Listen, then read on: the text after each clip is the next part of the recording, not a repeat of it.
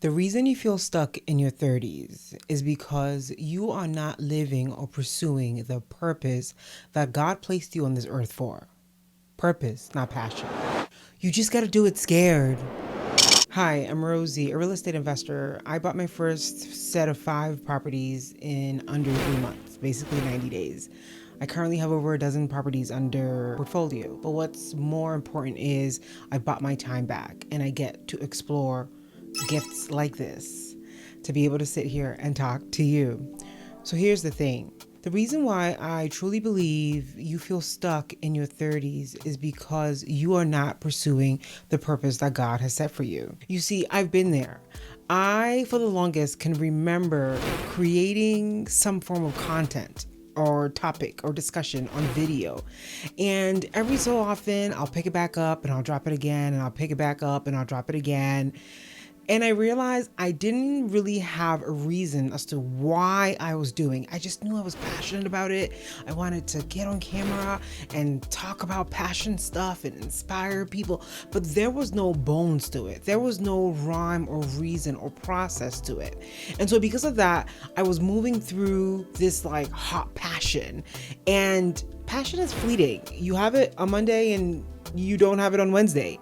And so if you're moving with passion, you most likely have picked up a project and you've dropped it. I'm also someone that is multi-talented, if you may say, and I want to pursue this and pursue that. That is what real estate has allowed me to do, to have that freedom of time, to be able to test out some of my skills and projects and things like that. But what is more important is the reason why I am always coming back to creating content, speaking to it, and now understanding that I have a message to share with my generation for them to understand that there is something more to life. That when you identify what your purpose is, it doesn't matter if you feel passionate about it on Monday or you don't next Monday or Sunday or whatever, you're still going to take action towards it. I mean, even the good book says your gifts will make room for you. So I want you to start rethinking that gift that has constantly kind of shown up through the past years of your life, shown up in different forms, and how it has shown up and how you have kind of fed into it or addressed it or sown the seed and seen it evolve over time. Passion and purpose to me reminds me of like happiness and joy. You can be happy on Monday and again, not on Wednesday. But if you foundationally feel like I am satisfied where I am in life, there's genuine joy in my heart, that is not easily shakable, right? It's not influenced by an action or an activity that happens on your day to day that you might feel not so good or you might have a rough day. But at the end of the day, like if you were to sit down and reflect on it, you still feel gratitude, you still feel joy. So passion, just like happiness, is fleeting, but purpose, just like joy, is something that you build foundationally. It's something that just will never leave if you keep feeding it and building it, because you sow a seed and it grows the roots, it stays stationary, and it develops into different forms as we grow. I think there's something so special about our 30s that you have to be very intentional in what you're putting your energy towards and what you're investing your time into and what you're investing your skills into. You know, we live in a world where we got to eat, you got to pay the bills, you got to get a good job. And I've been there. In my last role, my total compensation was close to $200,000. And yet I still did not feel satisfied. It did not bring me joy, but it brought many happy moments. Okay. My vacations were paid. My bills were very well paid. I was living in downtown DC. I mean, I was having a great time, but did it fulfill that idea of wanting more and pursuing something that I felt fulfillment in and I felt joy in, that I felt like it was feeding the purpose that God has brought for me? No, it didn't. So I think we have to be careful and intentional on how or where we invest in our 30s. You know, I'm grateful to be in a position where I've built enough of a real estate portfolio that I get to be passionate or whatever and pick something up on Monday or drop it off on Wednesday. But what I'm constantly realizing is all it has done is awarded me the time to almost like go back and dig on things that I loved to do. For the few friends that knew me back in my late 20s, even early teen years, any opportunity to get on a microphone and speak and just like talk and make an audience feel at home, I do that. And I didn't know I was constantly being attracted to that. It's because I had a message to share. I had a community to build. I had a community to inspire for them to see better for themselves as well too. When I first got into corporate America, I just wanted to prove to myself that I could do it, because there was no one to have given me the roadmap or teach me how to do it. Also, I was like, poverty is not my mate, okay? So we need to upgrade this life. I figured out how to get a really great paying corporate job, and this was like early to mid 20s. So that's a solid decade. And back then, your six-figure job meant something. And to have been making six figures in that era, yeah, you can't go wrong. But like, I constantly felt like I'm just going to do this for the meantime, and then I'm just going to do this for the meantime, and then like, you can't constantly live in that state. You want to be in a position where you are kind of creating a building block to your career, whether it's with a company or whether it's entrepreneurial. It doesn't matter. What is more important is, are you sowing the seed? Are you nurturing the soil? Are we nurturing soils? The point is, are we investing in the areas that align with the purpose that God has placed on our lives? And you know what? I thought that would come by getting an even bigger, higher salaried paying job. So I went to business school and I got an even higher paying sales role that now my total compensation was close to $200,000. But yet, where was that foundational joy? Where was that foundational purpose? It was still, I'm going to do this for the time being, and then, right? And I think that can be valuable, but you have to be careful, because you can very easily be caught in a cycle of constantly investing in the and then, because it's producing you amazing income.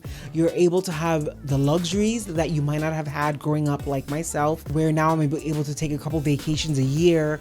I'm able to have a beautiful apartment downtown. I'm able to eat all the good foods and things like that. But what you're not realizing is time is passing you by, and where are you investing yourself? So if you feel stuck, definitely take stock of where you are in life right now in regards to what you have been saying to yourself, what you have been doing, how you have been investing your time, and where you desire to be. You might be confused as in like, well, I don't really know where I want to be. The interesting thing about purpose is it has been a thread throughout your whole life. It has genuinely been a thread. You have either tapped into it, you've thought about it, it has come to you. It could have come to you in a dream. It could have come to you through a friend being like, hey, you are really good at ABC, XYZ. But don't confuse it with passion. Don't confuse it with the emotion of feeling that you want to do something only for it to die out a week, a month, even a year later. You know, another reason why I feel that you might feel stuck is because you are not taking action. Let me tell you a story. I remember I was dating this guy, right? And I was in this job where I genuinely hated it. It was just becoming just so heavy on my heart. You know, I'm getting the job done, but it's like, this is not fulfilling me at all. And I'm somebody that I'm just so passionate. You know? It's like, I need to see the impact. I need to see the purpose in what I'm doing, not just pushing papers. Yeah, the check is great, but I desire for more, and I want to work and see it and all that stuff. And like, I would always talk to him about things I was passionate about, whether it was like about health or wellness, business, real estate, all that stuff. And I think like subconsciously what I might have wanted him to do was like to save me, right? Like to save me from the place that I did not like, that I hated. Maybe you'd be like, hey, you don't have to do that job anymore or something. Here, go and do the business. I got you. I don't know. But what I do know is nobody's coming. So you're going to have to take action on that vision, on that goal at some point. Okay? Let me tell you a story when I first got into real estate. I was so scared to take that first jump. Okay, I'm somebody that I will research till the beginning and end of time. Like, I will read all the books, I'll watch all the oh my goodness. So much so that I think I've coined a term called like education paralysis. If you want to pursue this business idea or something, you constantly research so much to a point over exhaustion that you don't even take action on those goals. And I kept doing that to myself over and over in different ideas to the point where I would like pray to God for direction or for like an idea. And then what would happen is I ended up just with like a book of amazing ideas, amazing research, no action. And so when I got into real estate investing, exact same thing. I researched to the end of time. And I remember this so vividly. I ended up meeting this wonderful lady. Now I call my sister in real estate. Her name is Jess. Shout out Jess. And I basically, in just a few words, was like, I can't seem to buy this one house. And I had zoomed in on one house that I was looking to buy, but I came up with all the excuses in the world, which were valid. Your excuses are valid, but they're also stopping you from taking action. And I called her, and I remember we were new, we had never spoken over the phone. So I messaged her and I'm like, hey, I saw your comment about being interested in this area or something. Do you mind hopping on a call for a few minutes? And that completely transformed my life in terms of finding somebody in this space to basically build this business with side to side. And this is why you should even take action, because if you don't, how are you going to meet your Jessicas in whatever path or direction that you're destined to be in? You know what I mean? So anyways, I call her and literally like, she didn't even let me finish, okay? In the sweetest voice, she heard all of my complaints, all of my reason why I haven't yet. And she said, oh, okay. So when are you going to put the offer in? I was so stunned. I was just like, I guess oh, she called me out. She called me on all of it. And honestly, I'm so grateful to have a friend like her, because the next day I put in that offer. And funny enough, when I met her, she had already purchased her first home. And once I put in that first offer, I put in the second, the third, the fourth, the fifth. And it was just like, she was like, I mean, come on, Rosie. All that I'm trying to say is you're not taking enough action. You're not taking enough action, because I could spend hours today telling you how many businesses I failed at. I could tell you today how many ideas that never came to life, right? But how much of each of those did I take crazy action on?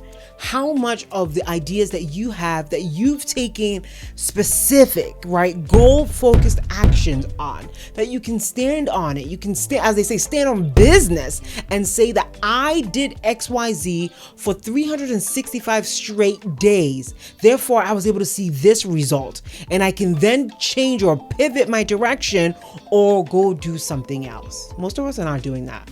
Most of us are just not doing that. We are scared. And especially being an African immigrant, like, you grow up, right, with the expectation that you need to pursue a career that has weight and that you can wear it big on your chest. These careers are amazing, but they're not for everybody, right? But what it does, I think, psychologically is it puts you in a position to seek approval, right? And if you don't get that approval, it makes it so challenging for you to be able to take that massive action. So to all of my immigrant beauties out there, this is the video that I'm giving you permission. I'm giving you permission to pursue the purpose that God has placed on your heart. Because the thing about purpose is, He didn't give it to the next person. He didn't give it to your parents. He didn't give it to your siblings. What He gave you is what He gave you. So therefore, I'm giving you permission to go ahead and pursue that. So the last thing I want to talk about that I suspect might be keeping you stuck is comparison. You are comparing yourself to something or someone. You are comparing. And you might not even recognize that you're doing that, right? Your ego might be completely covering it and you might not even recognize it. But what is stunting your growth is you are comparing yourself, because you might think at your big age, which we are getting there, you should be doing A, B, and C. You should be at X, Y, and Z. But the truth is, and this even has been a big lesson for me this year, I and you, in each of our paths of life, we are exactly where we are supposed to be.